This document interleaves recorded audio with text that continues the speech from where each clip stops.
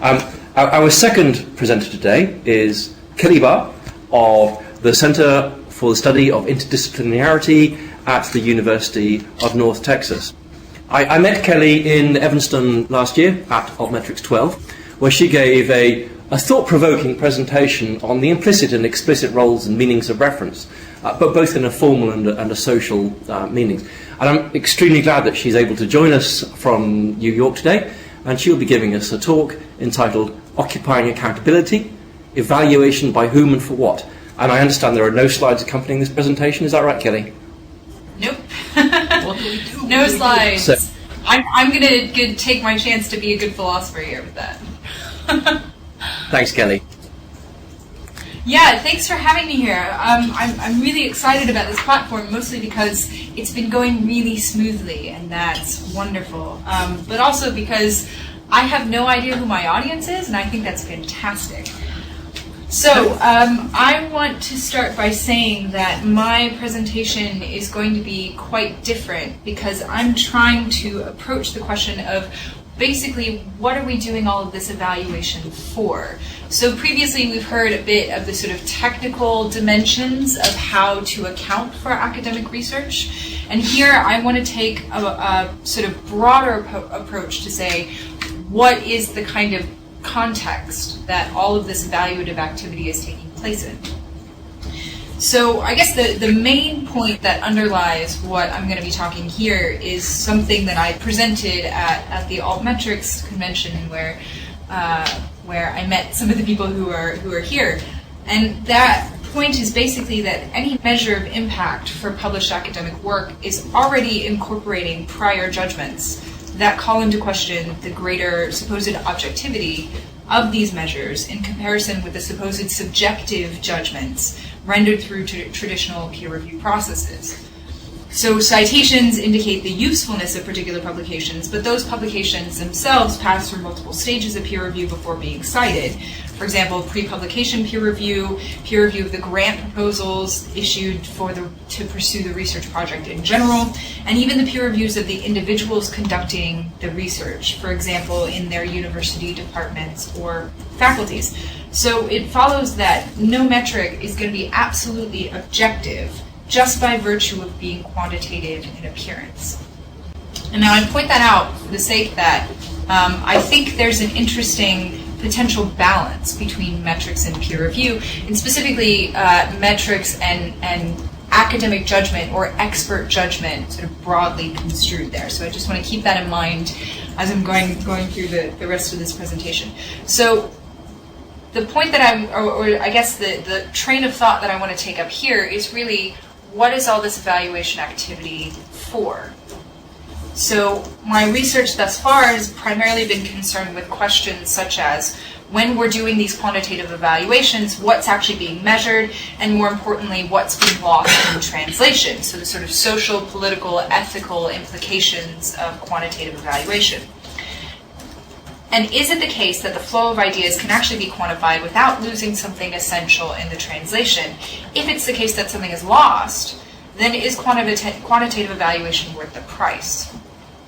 But if I'm going to be an honest philosopher, I have to admit that this last question, whether quantitative evaluation is worth the price of what potentially gets left out or unfairly represented, isn't really on the table anymore.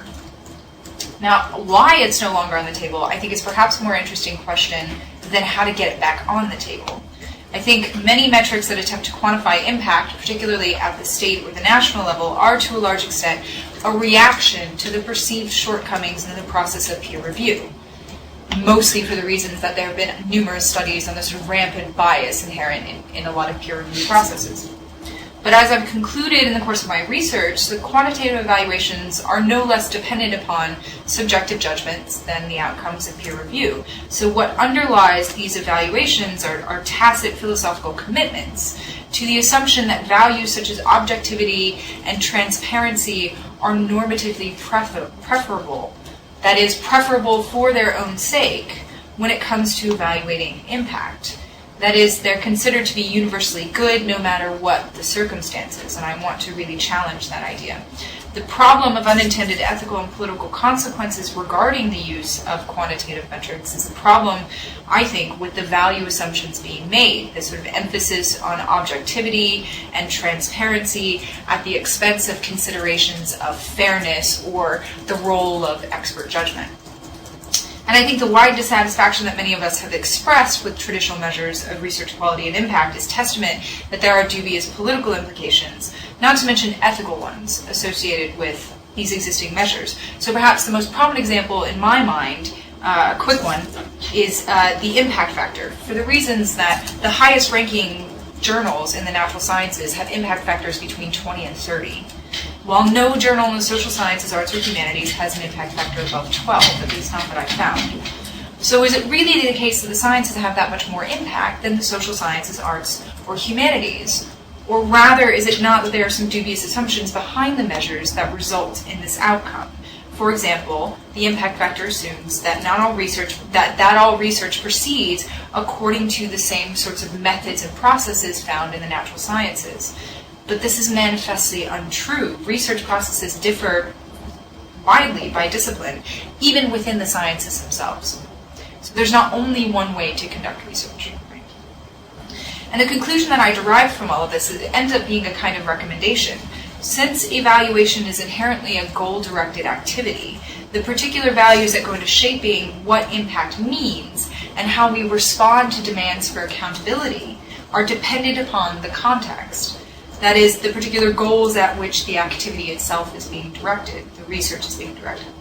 So I propose that because what we value, for example, productivity or transparency or objectivity, and how we do so, whether we do so in a qualified or unqualified way, whether we take it to be good absolutely or depending on particular circumstances, influences both the definition and the measurement of impact. So that one must first and foremost, in the course of an evaluation, have a discussion about the particular values at play in order to address the questions of what to measure and how. One must define the goal in order to determine the means for reaching it. So here's my question now. Research evaluation aims at some kind of goal, but what is that goal? I think in a sort of proximal sense, the goal could be something like, or ends up being something like, assessing the quality of a particular project or program, or determining the competency of individual researchers, for example, or even comparing research across groups like they do in these national assessment schemes like the UK's Research Excellence Framework. But what is the ultimate goal of evaluating research? In other words, for what final sake is research being evaluated? So I would argue that the final goal for research evaluation is accountability. And as I'll elaborate, not the kind of accountability that simply means following predefined and externally imposed rules, or just having one's bureaucratic ducks in a row. It's not just about, for example, following the law or making sure that the money trail adds up, although it certainly can entail these kinds of activities. So I think accountability really means something more like a particular kind of responsibility, and being responsible to certain groups or organizations. So to give an account is not simply to explain the rationale for one's activities and practices, but to explain them to certain people under certain conditions. For the research community, being held accountable for one's research means multiple different things given situations. One can be held accountable to one's department or faculty for the quality of one's work, to a funding agency for the successful completion or dissemination of research, or to one's research peers for making contributions to the community. On the level of the research system as a whole, however, being accountable means something much broader. At least in the US, the demand for accountability from academics is demand for demonstration that academic research funded by taxpayer money in some way benefits society. So this means that academic research must demonstrate its relevance to groups and communities beyond academic peers. Congress legislatively codified this in 2010 for all federally funded research, and several funding agencies have partnered to develop sophisticated data infrastructure to track the societal impacts of funding research projects. Here I'm particularly thinking of the STAR metrics approach. So accountability is more, however, than just a sort of political measure designed to ensure economic return on public investment. It's a call, I think, for a more democratic system of knowledge production. So accountability is more, however, than just a sort of political measure designed to ensure economic return on public investment. It's a call, I think, for a more democratic system of knowledge production. So accountability is more, however, than just a sort of political measure designed to ensure economic return on public investment. It's a call, I think, for a more democratic system of knowledge production. So accountability then is a concern for the altmetrics community and really for researchers in general, because it requires, or I think actually sort of demands, that changes be made in the practices and activities that constitute knowledge. And we're starting to see this in the way that scholars are sort of altering the ways in which they communicate, particularly with regards to the sort of topics that have been discussed here, communicating in more networked situations, particularly online, and less in the sort of traditional hierarchical structures in which the flow of communication is sort of one way and the power is concentrated in the hands of senior professionals. Right? So scholars are increasingly working within networks that bridge academic and non-academic sectors of society, which is alternatively changing the practices, activities, and cultures in which what is deemed knowledge is generated. So governments are increasingly demanding demonstrations that the impact of knowledge produced by academics contributes beneficially to broader society. And likewise, university administrations are putting increasing bureaucratic pressures on academic departments and faculties to self-report their activities and evaluate their own performance. So the circumstances, the context, both social and political and cognitive, these circumstances of knowledge production are definitely changing. So in light of this changing context, the goal for evaluation involves, I think, or this is my argument, that it involves being explicit about one's values up front. Societal relevance, for example. If we take seriously this demand for accountability, then relevance becomes an utmost value for the research community. And letting those values motivate the design of evaluation schemes. So for example, what are we really valuing when it comes to measuring citations? It's not, I argue, the quality of the research, but rather whether or not other academics find an article useful. Right? Cameron Nayland has made this point. He calls the impact use value. So the kind of impact there we're talking about is purely professional. Is it useful to your fellow research community? Likewise, the values inherent in existing metrics reflect the norms and preferences of a purely academic community. Perhaps the general public cares about whether or not academic knowledge is appropriately objective, but insofar as that objectivity relegates academic research to social irrelevance, the general public, I would imagine, would perhaps scratch their heads over what good they're getting out of their investment.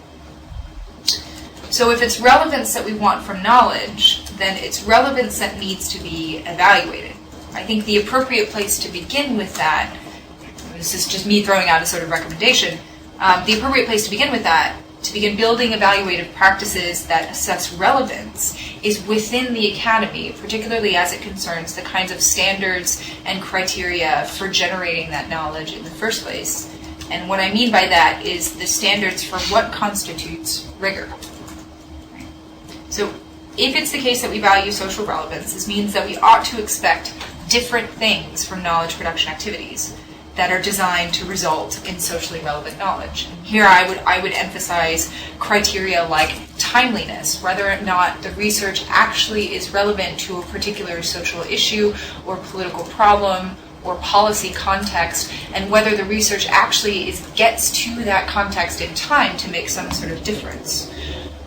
Or another criteria, the direct incorporation of stakeholders in the research process, so that you actually are constantly involving the people for whom that research might be relevant in the process of doing the research. Or another criteria, such as explicit focus on a particular social or policy issue, and a direct plan to disseminate the research such that it will be relevant and will perhaps make a difference to that particular context or issue.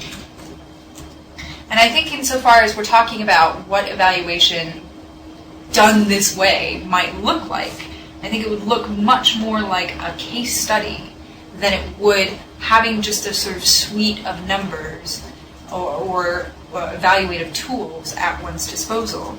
And it would look much more like a case study in terms of defining particular goals at the outset, and then having the evaluation proceed by determining whether the account of the results and outcomes of the activities, of the research activities, actually contributed to meeting those goals.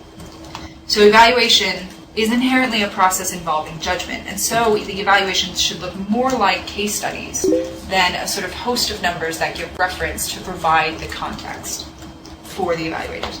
So And I don't mean this to say that numbers don't play a role at all. Obviously, many aspects of research activity would be impossible to visualize or comprehend without the aid of quantitative information, right? But what I am arguing is that the information should not be taken as a proxy for judging whether or not the strategy and the implementation of a particular research project met its particular goal and advance the particular values that were identified up front as being worthy of advancing.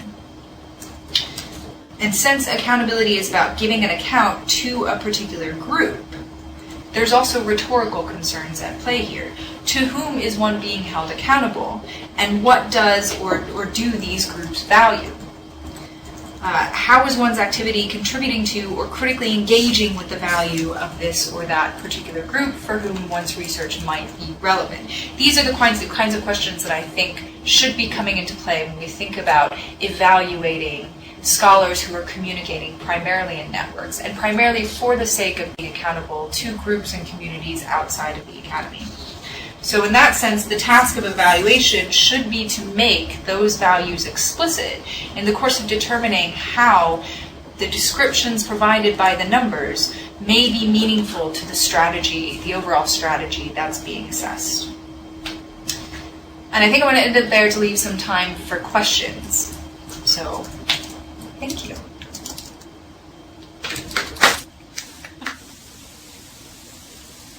We do have a number of questions. One of the issues that that comes to mind when I hear you talking about these issues are some of the issues that Sasha Eisenberg raises in the Victory Lab. I don't know if this is a book you're aware of. It's a fascinating book that I read over the holidays about the Obama election, the second campaign, and the history of political voting in the US. And I find it particularly interesting because the story that Eisenberg is telling is a difference between how people say they behave and what their public expectations of political engagement are with their private activity. And he makes the observation that just as the US saw a drop off in the number of, in the amount of engagement in politics as voting went from being a public business to being a private business, so various campaigns over the last 10 years have seen an uptake of engagement in response to, broadly speaking, what might be described as being shame marketing. In other words, the implicit threat that there are people who say they vote, and this is quite a large proportion in the US, it's between 10 and 15% of the population, but who don't actually go ahead and vote. And that some of the increased engagement in American politics over the last 5-10 years has been as a consequence of saying to people, by the way, people can find out whether you vote or not. To draw a parallel with scholarly work, one of the things that I've heard generally spoken is broad statements from researchers that all work should be available for the public to view, coupled with not very much effort in making it available, and also saying, but my work is not something that anybody could possibly be interested in. So I think what we have there is a really broad spectrum, quite a big difference between an idealized view of what science and scholarship should be like, and coupled with a failure to follow through that argument and to make available those deliverables. Yeah, so I think your analysis there is really spot on, in the sense that this is why part of the title of my presentation is Occupying Accountability. Yep. I think, so what you've defined as going on in the political context is right, and actually I would prefer that to having some sort of really, really coherent strategy that's implemented politically by those in power without any incorporation of researchers who are actually doing the research, right? Because I think this is an opportunity for researchers, because there's this idealization at the political level and not yet the follow-up implementation, that's an opportunity for us to get involved in terms of saying what it means and what it looks like for us to be accountable, and not rather having to follow specific rules or externally imposed guidelines about what it means and what it looks like for researchers to be accountable, depending on what their work is and what sort of field they happen to be engaged in. Because it could just be this sort of top-down imposed homogenous view of what proper research impact ought to look like. And we all know that that would be highly inappropriate for basically any field. Right? That's really interesting. I'm aware that there has been a growth in interest in people writing what are occasionally called lay abstracts, which are contextualizing statements using language that doesn't need to be specialized to put research into the context of an interested and engaged population. And I personally think that this is a really good way of starting to bridge the gap and make science more accountable to a broader population. Yeah, there's also in the US a big movement of biosynthetic, do-it-yourself synthetic biology that's being obviously being really heavily monitored by funding agencies, but is a sort of impetus to take research into one's own hands. You know, many of these people who engage in this have medical problems that they end up researching on their own. Yep. In order to sort of advance the field if there's not the available research. So in that sense, the sort of emphasis on open access and accountability could be a really good thing, because it could make that relevant research more available to the people for whom it would really matter, and it would be very meaningful. Yeah. On the other hand, I recognize that there is this, we want to maintain some sort of emphasis on quality, right? Because it's not the case that all research measures up to the kind of standards that we would want out of excellent research. But in that sense, using different evaluative criteria would in turn impose a different standard of quality, not necessarily a worse standard of quality, just a standard of quality that has a very different context, and perhaps would incorporate greater social relevance and reward researchers for greater social relevance, greater engagement with interested communities, and perhaps greater, more robust connections between members of society and researchers within the academy.